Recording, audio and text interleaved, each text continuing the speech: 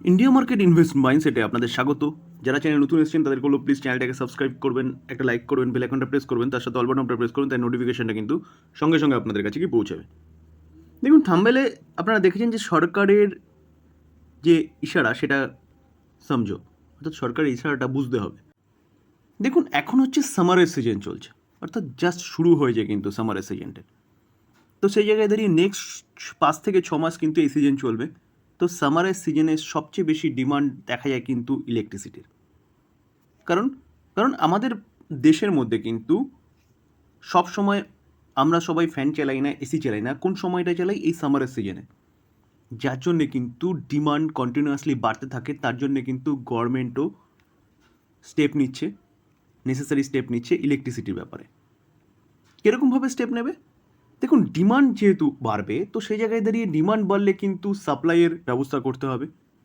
তো গভর্নমেন্ট কিন্তু যেসব কোম্পানিগুলো পাওয়ার সেগমেন্টে রয়েছে, তো সেই সব কোম্পানিগুলোকে কিন্তু পাওয়ার যাতে শর্টেজ না দেখা যায় তার জন্য কিন্তু আগের থেকেই অ্যালার্ট করে দিয়েছে। তো সেই জায়গায় দাঁড়িয়ে কোম্পানিগুলোকে কী করতে হবে? ফুল ফোর্সে তাদের পাওয়ার জেনারেশনের কাজ করতে হবে। তো সেই জায়গায় দাঁড়িয়ে স্যার বলতে পারেন যে ডিমান্ড যেহেতু বাড়বে, তো ডিমান্ডের চাহিদাও কিন্তু কোম্পানিগুলোকে পূরণ করতে হবে। দেখুন এই আর্টিকেল দেখলে দেখতে পারবেন government step up effort to meet peak summer power demand without outage. দেখুন এই আর্টিকেল দেখলেও দেখতে পারবেন যে আজকের দিনে কিন্তু minister for power and new renewable energy mister R K Singh তিনি কিন্তু মিটিং করেছে এই ব্যাপারে। তো সেই জায়গায় দাঁড়িয়ে কিন্তু পাওয়ারের ডিমান্ড যেহেতু বাড়বে, প্যারালালি পাওয়ারের সাপ্লাই কিন্তু দিতে হবে। তো এবার সাপ্লাইটা দেবে কোথা থেকে? দেখুন থার্মাল বলুন, সোলার বলুন, উইন্ড বলুন, যেটা নিয়ে আমরা রিনিউয়েবল এনার্জির কথা বলি, সেইটা কিন্তু তো ওই রিনিউয়েবল সেক্টরের যে কাজটা চলছে সেই রিনিউয়েবল সেক্টর দিয়ে কিন্তু এই ডিমান্ড পূরণ হবে না। দেখুন আমরা যদি প্রিভিয়াস ইয়ার দেখি তাহলে দেখলে দেখা যাবে, দেখুন 2022-23 কীরকম ছিল? 2022-23 কিন্তু 2,10,725 মেগাওয়াট ছিল, ঠিক আছে? তো সেই ডিমান্ড কিন্তু 23-24 কী হয়েছিল? 13%, 13.9% করে বেড়েছিল, সেটা কিন্তু 2,39,931 হয়েছে। তো এবার কিন্তু এক্সপেক্ট করা হচ্ছে সেই 2,39,000টা 2,50,000 কি তার বেশি চলে যাবে। তো বুঝতেই পারছেন যে শুধু রিনিউয়েবল এনার্জি থেকে যে সেটা রিকোয়ারমেন্ট পূরণ হবে একদম নয়। তো আমাদের কিন্তু সেই কোলের ওপরই ডিপেন্ড করতে হবে, আর কোলই কিন্তু এখনও পর্যন্ত বলতে পারেন মেজর ইলেকট্রিক বা পাওয়ার জেনারেট করছে কোল থেকেই। এখন তো জাস্ট রিনিউয়েবল সেক্টরের শুরু। তো ভবিষ্যতে আস্তে আস্তে যত বাড়বে, কারণ কোম্পানিগুলো কাজ করছে, যত বাড়বে তত কিন্তু রিনিউয়েবল সেক্টর থেকে এর ডিপেন্ডেন্সি বাড়বে এবং কোলের ডিপেন্ডেন্সি করবে, কিন্তু এখনও পর্যন্ত কোলেরই ওপর হচ্ছে ডিপেন্ডেন্সি পুরোপুরি রয়েছে প্রায় বলতে পারেন। তো স্যার এই সামারে ইলেকট্রিসিটির ডিমান্ডকে মাথায় রেখে কিন্তু আপনি এই যেই কোম্পানিগুলো নিয়ে আলোচনা করতে চাইছি সেই কোম্পানিগুলো কিন্তু রাডারে রাখতে পারেন। দেখুন আমি জাস্ট স্টাডি পারপাস আলোচনা করছি, এটাকে বাই রেকমেন্ডেশন নেবেন না। চলুন আমরা দেখে নিই কোন কোন কোম্পানিগুলো কিন্তু আমরা আমাদের রাডারে রাখবো। দেখুন আমরা কিন্তু এতদিন ধরে রিনিউয়েবল এনার্জি নিয়ে আলোচনা করছিলাম, তখন কিন্তু বারবার টাটা পাওয়ারের কথা বলছিলাম। আর বারবার টাটা পাওয়ারের কথা বলতে গিয়ে আমরা চার্ট দেখিয়ে কিন্তু আলোচনার মাধ্যমে এটা বলেছিলাম যে দেখুন পাওয়ার সেগমেন্টে এই কোম্পানিটার বিজনেসের আগে কোনো দম ছিল না। কেন দম ছিল না? কারণ পাওয়ার জেনারেশন, ট্রান্সমিশন, ডিস্ট্রিবিউশনের কাজ কোম্পানিটা আগে করতো।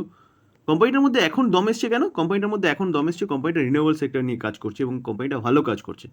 তো এখন যে ডিমান্ডটা আছে না, সেই ডিমান্ডটাকে ফুলফিল করতে গেলে কোল থেকেই কিন্তু ফুলফিল করতে হবে, আর এই কোম্পানিটা কিন্তু কোল থেকেই আগে পাওয়ার জেনারেট করতো। তো সেই জায়গায় দাঁড়িয়ে প্রথম এবং প্রধান কোম্পানি বলতে গেলে কিন্তু এই টাটা পাওয়ার হচ্ছে আপনি রাডারে রাখতে পারেন। সেকেন্ড যদি কোনো কোম্পানির কথা মাথা আসে তাহলে হচ্ছে আদানি পাওয়ার। এই কোম্পানিটাও কিন্তু পাওয়ার জেনারেশন, ট্রান্সমিশন, ডিস্ট্রিবিউশনের কাজ করে কোল থেকে। তো সেই জায়গায় দাঁড়িয়ে এই কোম্পানিটাও কিন্তু আপনি আপনার রাডারে রাখতে পারেন। থার্ড যে কোম্পানি, সেই কোম্পানি হচ্ছে টোরেন্ট পাওয়ার। এই কোম্পানিটাও কিন্তু আপনি আপনার রাডারে রাখতে পারেন, শুধু এই সামার সিজনের কথা মাথায় রেখে। অবভিয়াসলি কোম্পানিগুলো রিনিউয়েবল সেক্টর নিয়ে কাজ করছে, এই কোম্পানিগুলো তো লং টার্মের জন্য হোল্ড করতে পারেনি।